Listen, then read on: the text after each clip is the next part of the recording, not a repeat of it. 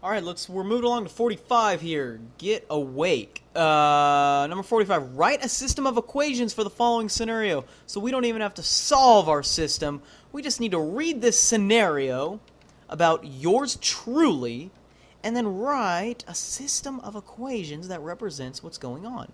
Pen, activate. Mr. Russell wants to mix pens costing 35 cents each with pencils costing 15 cents each. Okay, well, let's get this thing under control. Let's take this bull by the horns by first defining our variables. Let x equal number of pens. Let y equal number of pencils.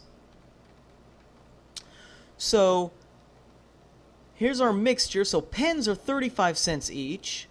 So the total cost of pens can be represented by 35 cents each times the number of pens, plus the number of pencils times how much each pencil costs. So each pencil costs 15 cents times y, which is the number of pencils, and that equals the total mixture cost, $6.45.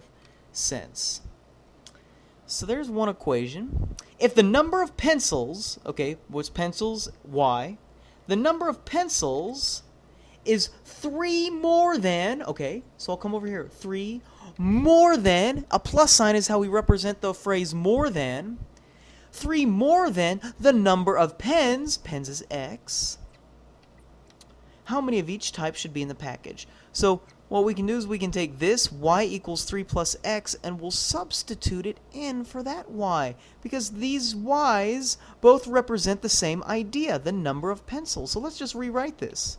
35 cents times the number of pens, plus 15 cents times the number of pencils. But what did we say about the number of pencils? It's 3 more than the number of pens. 3 more than the number of pens is equal to the total cost, which is $6.45.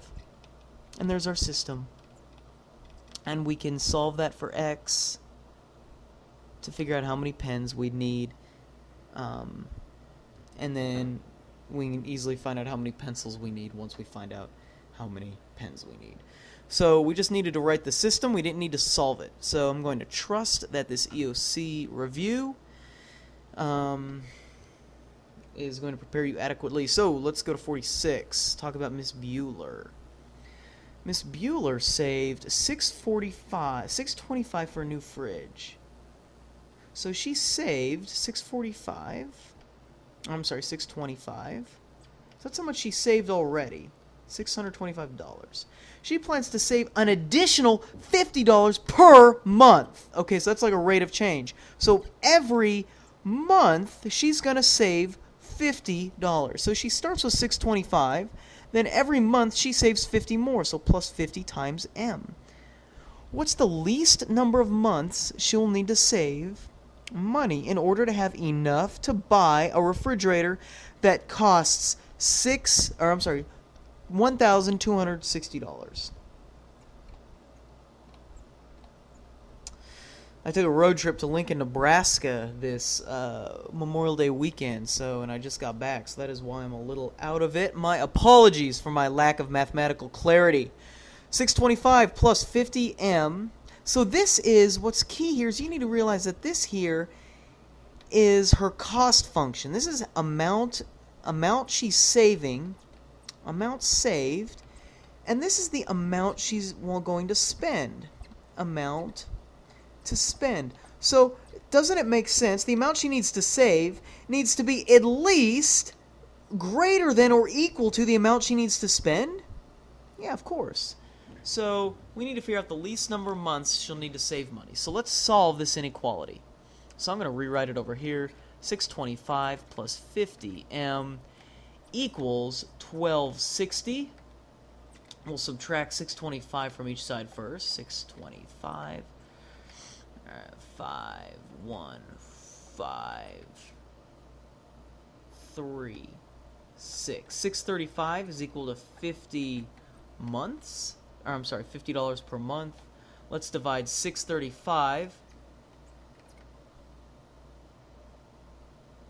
by 50. 150, 135, that would be about 2 point something something something. So she needs to save for about 13 months, a little bit less. So she's 12 months won't quite cut it. She's going to need to save for at least 13 months.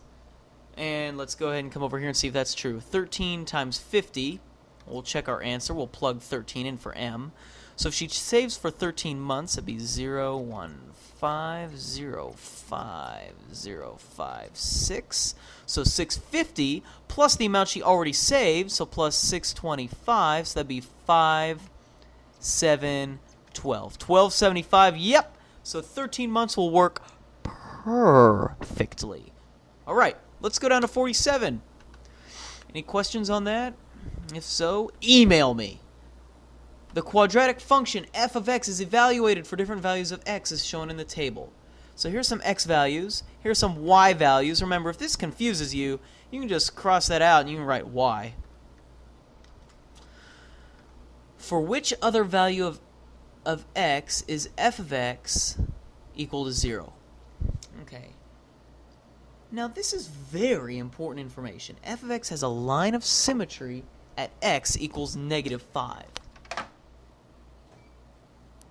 Alright, so when x equals -5, that means that our function, which is most likely a parabola, line of symmetry at -5. So here's our line of symmetry at x equals -5. So we know that this part of the graph over here is going to be symmetrical to this part of the graph over here. So let's plot our points, keeping that in mind. Okay. When x is -5, f of x is -4. When x is -3, f of x is -3. When x is -1, f of x is 0. And when x is 1, f of x is 5. So look at this. Doesn't this kind of look like a parabola? And remember, the line of symmetry always passes through the vertex. So for what other value of x is f of x equal to 0? So here's f of x. Well, it was equal to 0 here, and it was 1, 2, 3, 4 units away. 4 units away. So let's go 4 units away on this side. And that's where our other point will be. So 1, 2, 3, 4 at x equals -8. Is that right? 6, 7. Oh, no. 9. Oh, come on, pen. Wake up. Here we go. At x equals -9. So we can fill out the table like that. All right, 48. 2 more problems, and we are in business. The graph of the line R passes through the points 3, 0, and 0, 3. 3, 0, and 0, 3. So we got a line. Let's see how good I can draw this straight line here. Hello. Okay.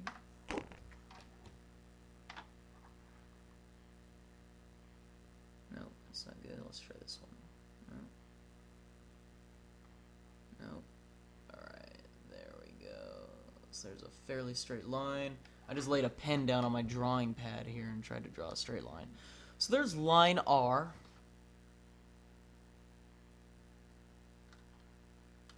Line, oh goodness, that did not turn out the way I wanted it to turn out. Here's line R. And now let's go ahead and draw line S. Line S has a slope of -2/3 and intercepts the origin. So it intercepts the origin and has a slope of -2/3 down 2 over 3. Boom. 1, 2, 3. Plot a point. Down 2 over 3. 1, 2, 3. Plot a point. Okay, is that the intersection though? Down 3 over 3. Down 3 over 3. Down 3 over 3.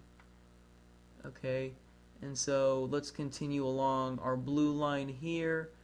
We go 1 down 2 over 3. Yes. And our red line really should be drawn more like this. This red line goes down 3 over 3, down 3 over 3. So it should go like this. There's where our red line goes, right here. So there's the point of intersection, right there. Let me show you a